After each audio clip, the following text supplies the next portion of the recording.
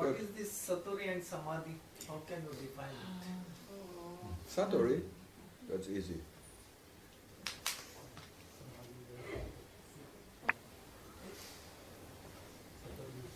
What? You know what is Satori or not?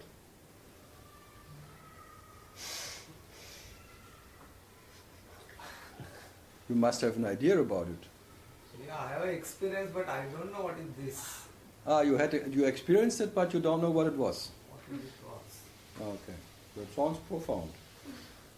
That's quite okay. Stay there. Oh no. So when does a Satori happen? No, last time I tell you that 3 days I am not thinking. There is no thinking. But that's not a When I want to think, that time I only thinks. That 3 days. Yeah, but that's then not it's gone away. that's not Satori. That's what I must. Satori is for whatever time stretch you are like space. You are bodiless, formless. You are disconnect from the body totally. You don't know where you are anymore. You are stretched out to the universe. You are not limited to this body. That is like perception disconnects as a center from this body, is centerless. That is Satori. Like sitting for days and weeks in front of a wall and making this body totally uncomfortable and totally unbearable, and then in 1 second the perception disconnects from the body and then enters the space. Being space like spirit. That's a Satori. Not sinking, that's a whatever it is. That is called Satori. And the Satori you can have often, the whole day. But you don't remember. Because most of the time you are like space. You have no center. Centerless. That's a Satori. And then you close in again with a center, me, by disturbance. So every day there is a personal and an impersonal switch, shifting. So you have many Satoris, but when you really be aware about it, then it happens, then you call it Satori, because then you had one.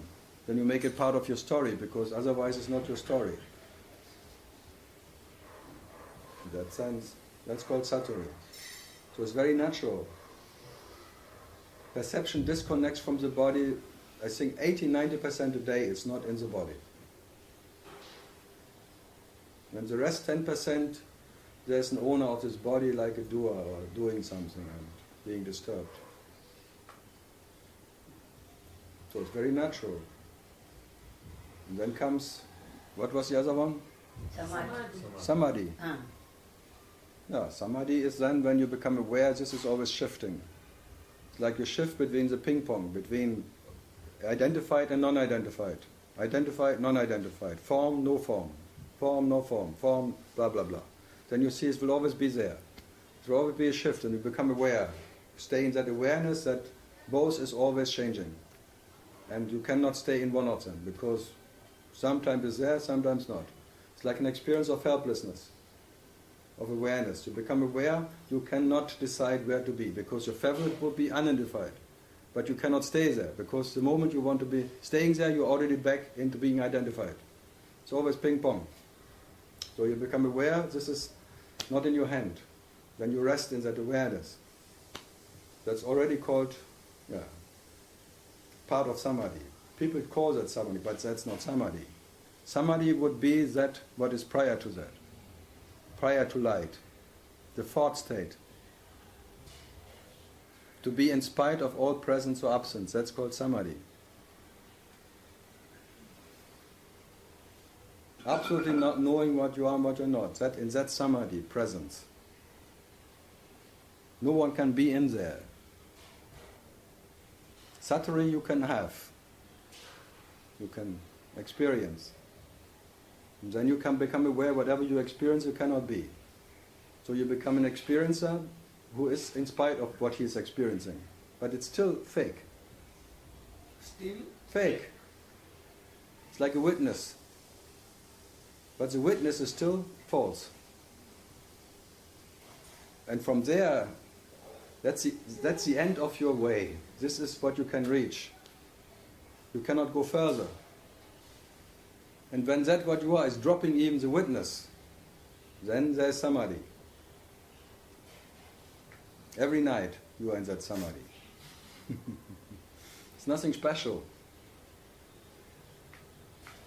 That is deep, deep sleep. That's Samadhi. Very natural.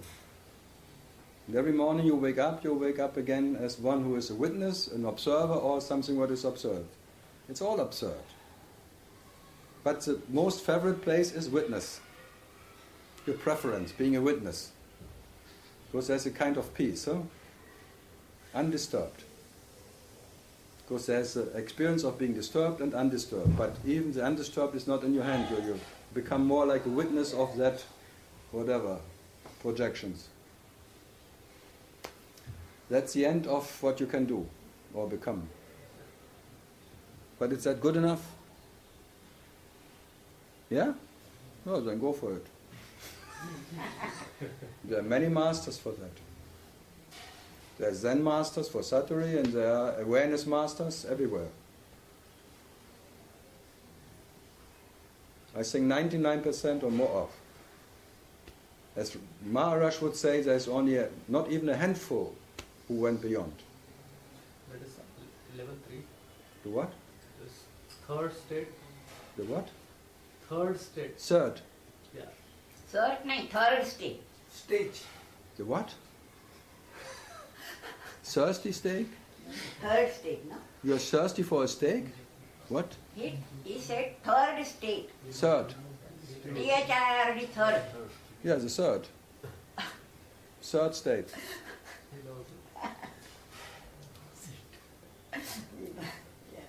One, you start here.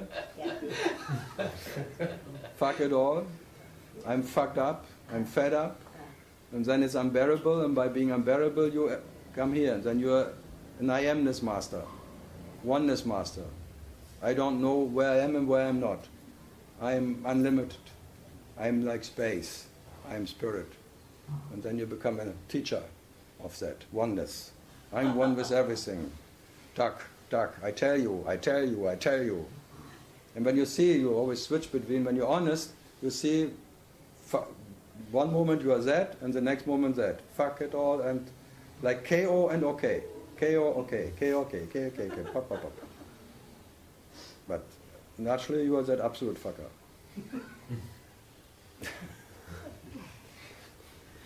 No, and then you see it, become aware as a witness, the witnessing, which like, then you are even okay when it's not okay. That's called okie-dokie state.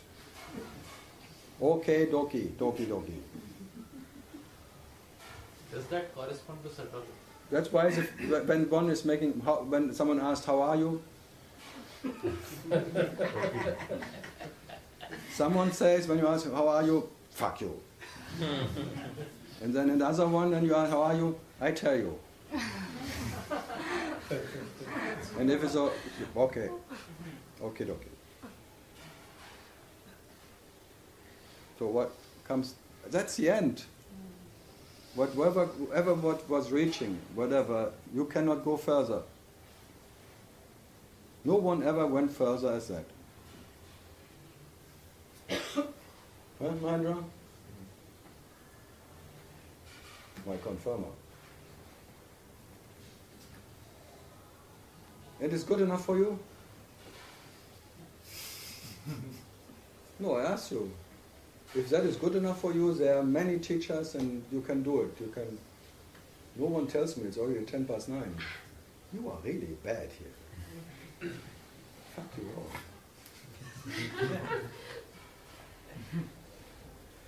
So, what was I saying? Are you satisfied with that?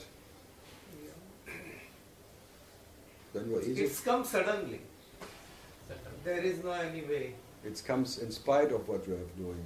Even that Satori comes in spite of you wanting it. No, I have not tried for it anything. But it comes suddenly. Yeah, but you think by not trying it comes earlier. So you'd still do something for it. Now I am thinking to Well, go that way, or it will happened again to me. Good luck. I wish you all the best of British luck. In Satori I am not thinking anything. In night also, It's not about thinking. What are you talking about? Satori is not that you don't think. You shift your identification from the body to the space, that's all. From the form to the non-form. But it's not about one who is not thinking. What are you talking about? What you claim as Satori? There is mind and there is no mind. But it's not one who is not thinking. And watching every moment, am I thinking? No, I'm still not thinking, thanks God.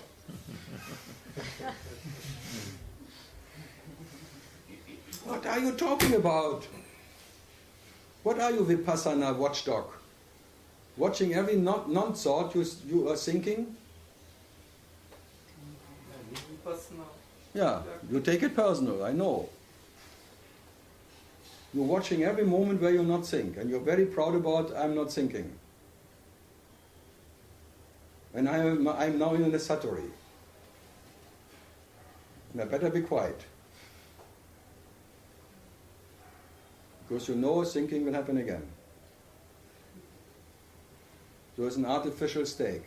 It cannot make you satisfied. All that artificial meat and steaks and things, it cannot make you satisfied. But it's nice, huh? Not thinking for a while, you can rest a bit, relax a bit, before you work again. It's like a little pause. Little break in the uninterrupted mindfuck. That you get strong again, that the mindfuck can even get deeper.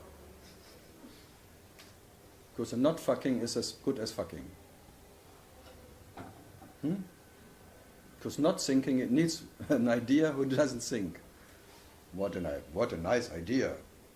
A thinker who is not thinking. Wow, he is now in Satori. Fantastic. You watch.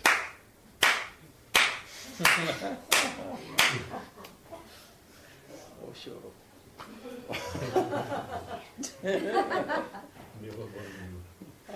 Never thought, never not thought. I thought. Or is it not thinking thought, even a bigger thought? What would you say? Because you make it very precious. You give so much attention to that. It becomes such a role model for your being, such a precious time where there is no time. So the no time becomes so precious time. Wow. It becomes like a concentration camp and you are like a watchman, watching the inmate. Is the inmate thinking or not? I watch the inmate thinking now. If he thinks again, I shoot him. Right away. What is this judging concentration camp you put yourself in? Watching yourself, what am I doing now? What am I doing now? When was that? But last year I was 2 days not thinking. I remember it totally. The rest I forgot, but that 2 days where I was not there, I remember perfectly. Fantastic. Huh? Isn't it great? That we went when I went deep into meditation, into my fucking truth. I went so deep I got lost. I could not find myself anymore. Wow. There was no one there. I could not find myself. I went so deep into meditation, into that, wow, I don't know what it was, but I was not there. I could not find myself. Especially me not. There's nobody. There's nothing. I saw it. I experienced there is nothing. Fantastic. And now I want to sell it to everyone. You are nothing. I see you. You are nothing. Because I could not find myself. I am nothing. You are nothing. That's nothing.